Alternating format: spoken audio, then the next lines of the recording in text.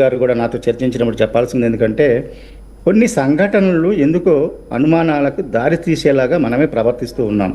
ముఖ్యంగా ఈ పోలీసు వారు ఇంత డిలే చేయటానికి వాళ్ళు చెప్పారు. నేను మాట్లాడాను పోలీస్ అధికారులతో కూడా. వాళ్ళు ఏమన్నారంటే, మేము చాలా ఎగ్జామినేషన్స్ క్లియర్గా ఉండటానికి బియాండ్ డౌట్ చేసుకోవడానికి పంపించాము అని చెప్పారు. అది విషయం నేను చాలామందికి చెప్పాను. ఎందుకంటే పోలీసు వారికి ఇవ్వాల్సిన సమయం ఇవ్వాలి. ఎందుకంటే రెండు వైపుల నుంచి ఆరోపణలు ఉన్నాయి కాబట్టి ఎలాంటి డౌట్ లేకుండా వాళ్ళు ఇన్వెస్టిగేషన్ చేయాలంటే వారికి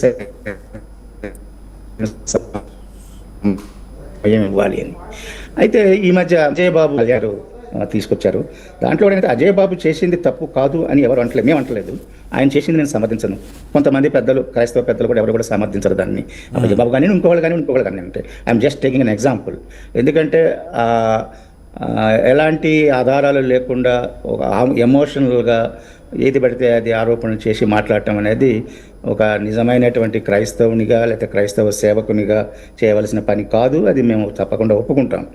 అయితే నేను ఇంకొక విషయాన్ని కూడా ఈ మీ టీవీ ద్వారా ప్రజలకు తెలియజేయాల్సింది. ఎందుకంటే ఆయన్ని అరెస్ట్ చేసినటువంటి తీరు, తీసుకొని వచ్చి ఎవరి ఇంట్లో కూడా చెప్పకుండా అర్ధరాత్రి పూట అంటే రాత్రి పూట తీసుకోవటం, హైదరాబాద్ నుంచి పోలీసులు వెళ్ళి ఆ తర్వాత ఆయనకు బెయిల్ రాయకుండా 5-6 కేసులు బుక్ చేసి అతని మీద పెట్టడం.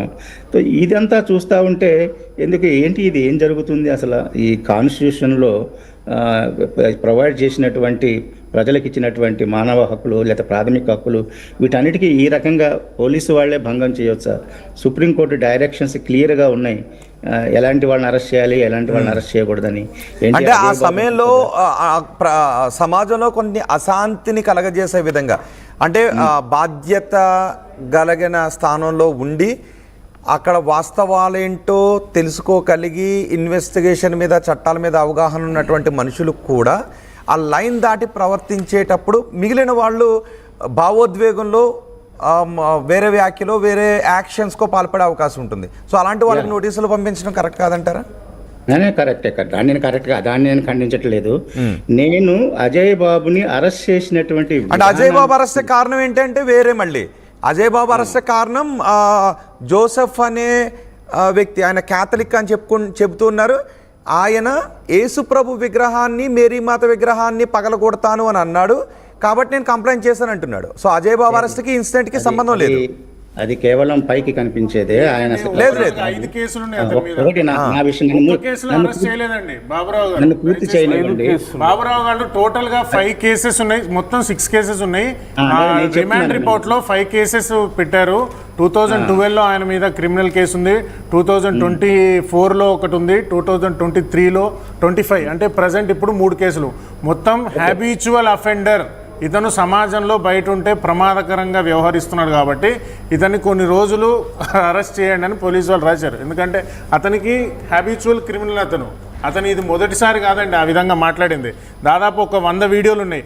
భారతదేశాన్ని 2 ముక్కలు చేయాలి, ఉత్తర భారతదేశం చేయాలి, దక్షిణ భారతదేశంగా చేయాలి అని అజయ్ కుమార్ తన యూట్యూబ్ ఛానల్లో పెట్టినటువంటి వీడియోలు కూడా ఉన్నాయి. నేను అవన్నీ తీసుకెళ్లి పోలీసు వాళ్ళకు 2024 మార్చిలో కూడా కంప్లైంట్ చేసిన సందర్భం కూడా ఉంది. మీకు అతని బ్యాక్గ్రౌండ్ తెలియదు, అది కరెక్టా కాదా అని మనం ఇక్కడ విశ్లేషణ చేయలేము. కళ్యాణ్ గారు మాట్లాడుతుంది. అవునండి. ఓకే, కళ్యాణ్ గారు, నేను చెప్పేది ఏంటంటే మీరు చెప్పిన అన్నీ కూడా కరెక్టే, నేను కాదంటలేదు. దాని మీద ఆయన మీద కేసులు ఉండవచ్చు, ఆయన మాట్లాడి ఉండవచ్చు, కేసులు రిజిస్ట్రేషన్ చేసి ఉండవచ్చు. కానీ అరెస్ట్ చేయడానికి క్లియర్ కట్గా సుప్రీంకోర్టు డైరెక్షన్స్ ఉన్నాయి. ఆ డైరెక్షన్స్ ప్రకారం ఏంటంటే ఆయన అరెస్ట్ చేయడం తప్పంటలా, నేను అరెస్ట్ చేసేటటువంటి విధానం తప్పు. సుప్రీంకోర్టు డైరెక్షన్స్ ప్రకారమే అతన్ని జైల్లో పెట్టారండి. ఒక్కటే క్రైమ్లో 10 సార్లు క్రైమ్ చేస్తే, అదే విషయం మీద 10 సార్లు తప్పుగా పనిచేస్తే అతన్ని జైల్లో పెట్టడానికి జడ్జికి కానీ పోలీసులకు కానీ అధికారాలు ఉంటాయండి. నేను చెప్పే పాయింట్ మీరు అర్థం చేసుకోవట్లేదు.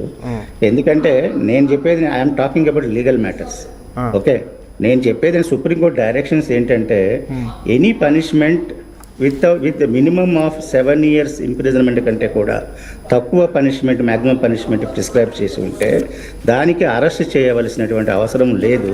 వాళ్ళని కోర్టుకి తీసుకెళ్లి ప్రొడ్యూస్ చేయండి అని చెప్పారు. ఇప్పుడు షార్ట్ షీట్ ఫైల్ చేసినప్పుడు ఇక్కడ జరిగింది ఏంటంటే, నేను చెప్తాను మేడం, నేను పోలీసు వాడిని, పోలీసులు ఏం చేస్తారు తెలుసు కాబట్టి పోలీసులు నేను సమర్థించాలి, మీరు కాదు. సమర్థించినా విమర్శించినా నేను చేయాలి. సో సో కాబట్టి దాన్ని అర్థం చేసుకుని దాని గురించి మాట్లాడటానికి నాకు కొంచెం ఎక్కువగా చెప్పండి, అవకాశం ఉంది అని చెప్పి నేను అనుకుంటున్నాను. వీళ్ళు అరెస్ట్ చేస్తే వారికి ఫ్యామిలీ మెంబర్స్కి ఖచ్చితంగా చెప్పాలి. ఏమనంటే నేను ఈ కేసులో అరెస్ట్ చేసి తీసుకెళ్తున్నాము, ఇదిగో మేము పలానా పోలీసులని ఈయన తీసుకెళ్తున్నామని చెప్పి రాసి ఇచ్చి అలాగే చెప్తే ఆ రాత్రి అంతా పోలీసులు పట్టుకెళ్లారా లేకపోతే ఇంకో కిడ్నాపర్స్ పట్టుకెళ్లారా అని చెప్పేసి ప్రజలు ఆందోళనతో రాత్రంతా ఆ పోలీస్ స్టేషన్కి సార్ ఒక మాట చెప్పనా, ఇక్కడ ప్రజల్ని ఆందోళనలోకి నెట్టింది కొంతమంది పాస్టర్లు. వాస్తవానికి వాళ్ళ భార్యకి వాళ్ళ ఇంట్లో కుటుంబ సభ్యులకి పోలీసులు మేము ఉప్పల్ పోలీస్ స్టేషన్ నుంచి వచ్చాము, మేము మీ వాడిని అరెస్ట్ చేసుకుంటున్నామని 2 టౌన్ పోలీస్ స్టేషన్లో ఇన్ఫర్మేషన్ ఇచ్చారు. వాళ్ళ భార్యను కూడా చెప్పారు, అక్కడ నుంచి తీసుకొచ్చారు. అజయ్ బాబు రాత్రి అరెస్ట్ అయిన 10:30కే ఉప్పల్ పోలీసులు అతన్ని అరెస్ట్ చేశారని నాకే ఇన్ఫర్మేషన్ వచ్చిందంటే వాళ్ళ భార్యకి తెలియకుండా ఉంటుందా? కానీ రాత్రి అంతా మీకు అసలు విషయం ఏంటంటే ఉప్పల్ పోలీసులు అరెస్ట్ చేయలేదు అప్పుడు.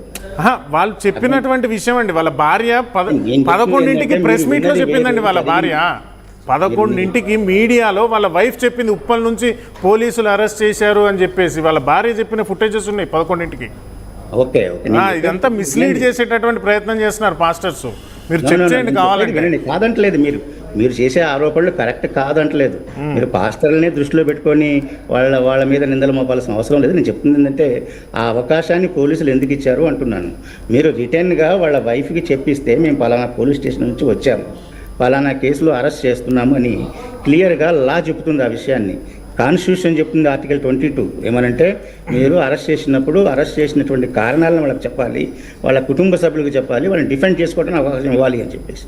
వాటన్నిటినీ వయలేట్ చేసి పోలీసులు అర్ధరాత్రి పూట ఒక బందిపోటు దొంగను లేదా టెర్రరిస్ట్ను అరెస్ట్ చేసినట్టు తీసుకొని రావటం అనేది కరెక్ట్ కాదు అని చెప్పేసి నేను పోలీసులను ఖండిస్తున్నాను ఇక్కడ. ఎందుకంటే ఒక పోలీస్ అధికారి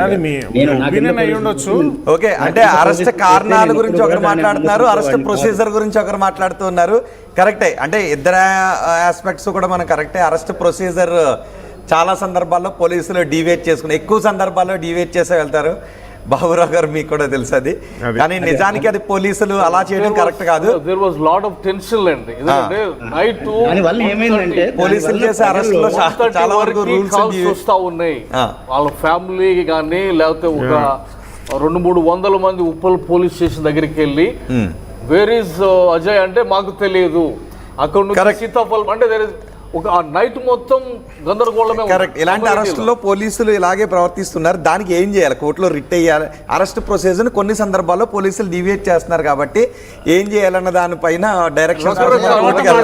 ఓకే, తర్వాత మాట్లాడదాం ప్రొసీజర్. ఒక నిమిషం, ఒక కాలర్ ఉన్నారు, ఆ కాలర్తో మాట్లాడదాం. రవికుమార్, ఐ థింక్ రవికుమార్ గారు మాట్లాడండి. సార్ నమస్తే. సార్ నమస్తే అండి. ఏం లేదు సార్, నాకు ఒక 2 డౌట్స్ ఉన్నాయండి. ఈ కేసుని పోలీసులు మిస్లీడ్ చేశారు అనేది పగడాల ప్రవీణ్ గారిది. మిస్లీడ్ చేశారు మిస్లీడ్ చేశారని నాకు డౌట్స్ ఉంది. దాని మీద కొంత క్లారిఫికేషన్ కావాలి. ఫస్ట్ ఇన్సిడెంట్ జరిగిన 2 days కి ఎస్పీ గారు ఒక బ్రీఫింగ్ ఇచ్చారు. ఒక 4 days తర్వాత ఐజీ గారు బ్రీఫింగ్ ఇచ్చారు ఆ ప్రెస్ మీట్ లో. ఎస్పీ గారు ఇచ్చిన బ్రీఫింగ్ లో ఆ ఇన్సిడెంట్ జరిగిన దగ్గర మార్నింగ్